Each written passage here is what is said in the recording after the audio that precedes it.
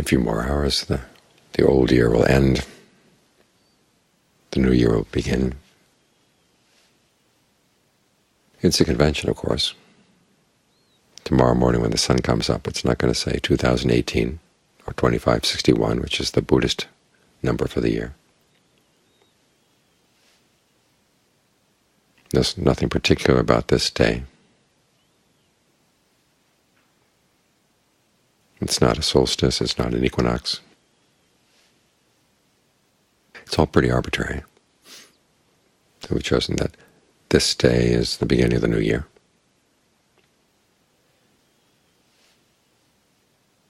But even though it's a convention, it's good to make use of it. One way is to look back on the past year. What went right, what went wrong. In terms of going right and going wrong, of course, they're your own actions. The world outside goes up and down. It's the nature of the world. The question is, how about your mind? Is it improving? There's that reflection the Buddha has, the monks make every day. Days and nights fly past, fly past. What am I becoming right now? Of course, what you're becoming is based on your actions. The desires you act on have an effect on what you become as a person. What desires have you followed? Where have they taken you?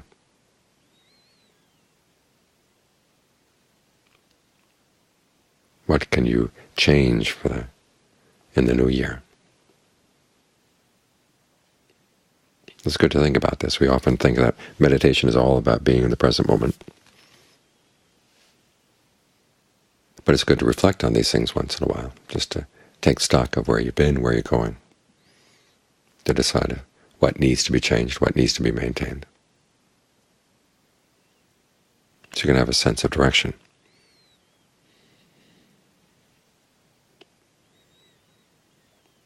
One of the blessings the Buddha talks about is having a self that is well-directed. In other words, have a direction for your life.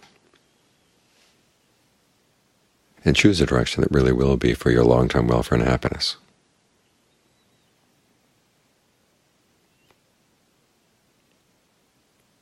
What would that be? What would that be like, a life lived for the sake of long-term welfare and happiness? Give it some thought. Don't just muddle through your life. Here's another day, you get up and just do what you did before.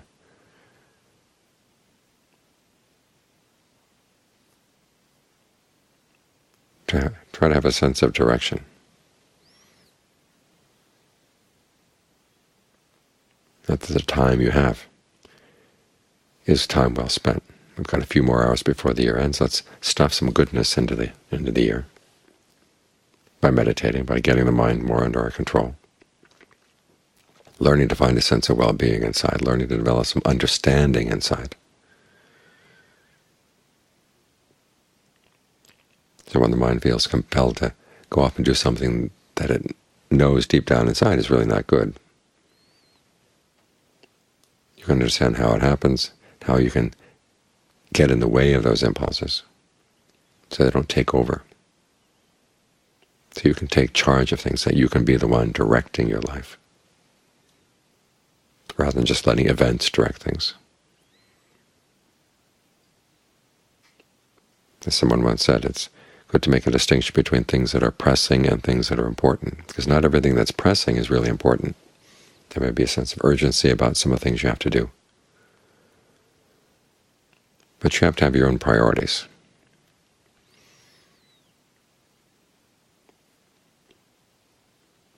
Otherwise your cravings take over, and as that passage just now said, we're a slave to our cravings. Cravings are pretty blind. We live in a world that's subject to aging, illness, and death. That's what those reflections are all about. The world is swept away.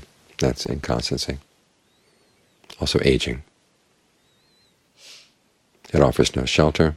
The possibility of disease is always there. It's the truth of stress. That's nothing of its own. You have to abandon things and leave everything behind. And yet we keep coming back to this. Why? It's because of our craving. We want something out of this that's not there. But that doesn't mean there is no hope for happiness. It's simply that's not where we've often looked in the past. The Buddha said there is a way of giving direction to your life, otherwise it goes around and around and around like the earth going around the sun. Where the years go around again and again and again. And they get quicker and quicker as you get older and older. You have to keep asking yourself, do you want to keep going around like this? Because the way time goes around like this, and it just eats away at us. As I say, time eats away at beings, at the same time eats itself away. Now, it's the time that's passed, you can't bring it back. It's gone.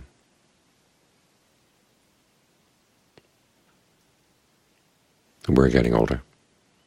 So what are we going to do with what time we have left? That's an important reflection. In what direction do you want it to go? It is possible to get out of the cycle. That's what the Noble Eightfold Path is all about. Have a right view, the realization that our actions really do make a difference between whether we're going to suffer or whether we're not. And it is possible to act in a way that leads to the end of suffering. It's important to hold on to that view, otherwise we just give up and say, well, this is as good as it gets, or this is okay, I can put up with this.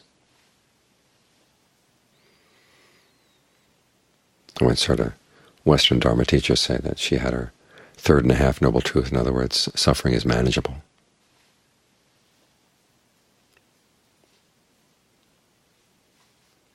But suffering is really bad stuff. You look all around you, all the suffering that's going on in the world, and all the suffering that people are inflicting on one another. It says as if aging, illness, and death were not enough. People feel compelled to inflict other additional suffering on top of that. So it's something you want to get out of. You don't want to just manage it. So you've got to comprehend it.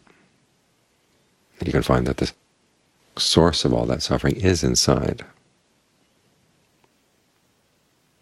In a way, that's good news. It means you don't have to depend on other people to solve the problem for you, but it does mean that you have to take responsibility through your own actions.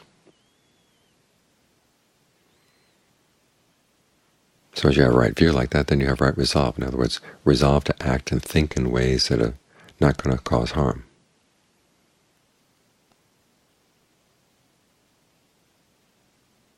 Then look at your speech, look at your actions, look at your livelihood. Are they in line with that principle? If they're not, then you bring them in. And this provides the foundation, the virtue together with the right views, provide the foundation for your mindfulness. To see what's going on in the mind, and remember to recognize what something unskillful is coming up, what to do with it. When something skillful comes up, what do you do with it?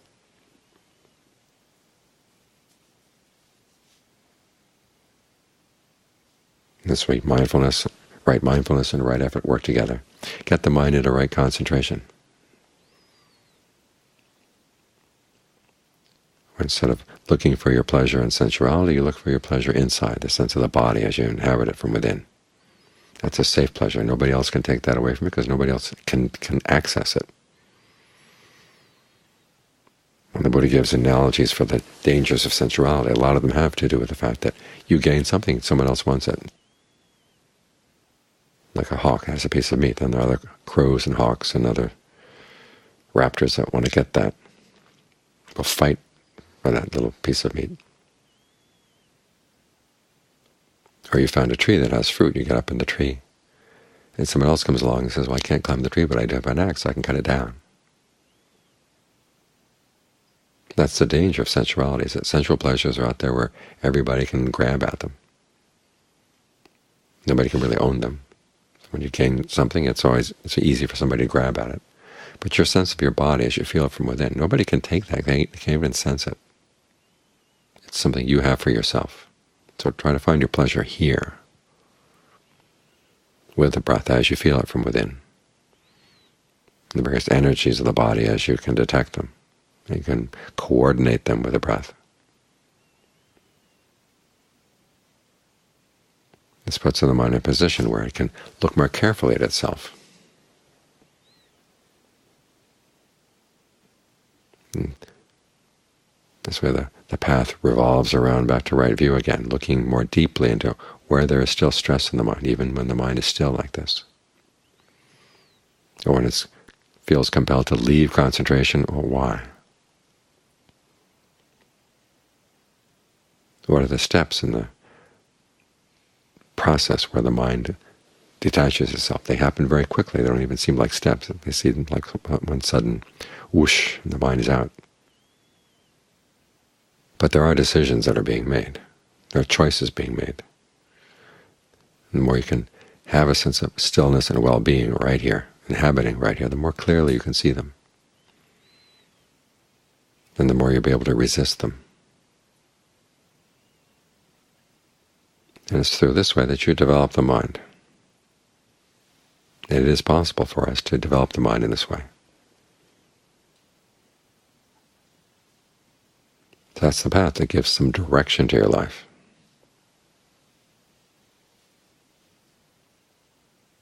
Otherwise, you just keep meandering around and around and around.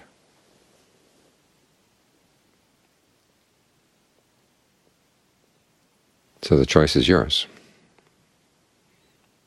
What's the direction you want? Do you want to direct your life, in, as the Buddha has said, have it well-directed, self-directed? Or do you want it to be pushed around by events outside, like those little motes in the air? You see them in Brownian motion, where they get pushed around here and there just by the movement of the other molecules and other dust motes, without any real direction at all. So the choice is always available.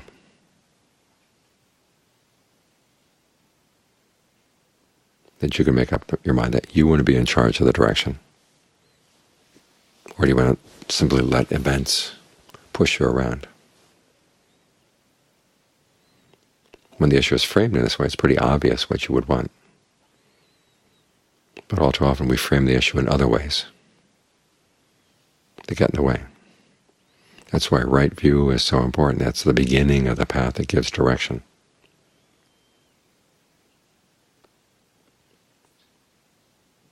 And then the virtue that builds on this, the two of these together will allow your mindfulness to be really solid. Because if your virtue is good, then you can look back at your actions, you look back at the year and say, well, there's nothing there that I did that I really harmed anybody. And so it's easy to remember the year. If you harm this person, harm that person, there are things you want to put up a wall. And that's going to make it harder to remember. This is one of the reasons why we don't learn from our mistakes, is we wall them off. And the reason we make the mistakes to begin with is because our views are wrong. So try to straighten out your views, and that'll allow you to develop better virtue, better mindfulness, better concentration. And you can see that your life really does take a direction. And it goes in a direction you want to go.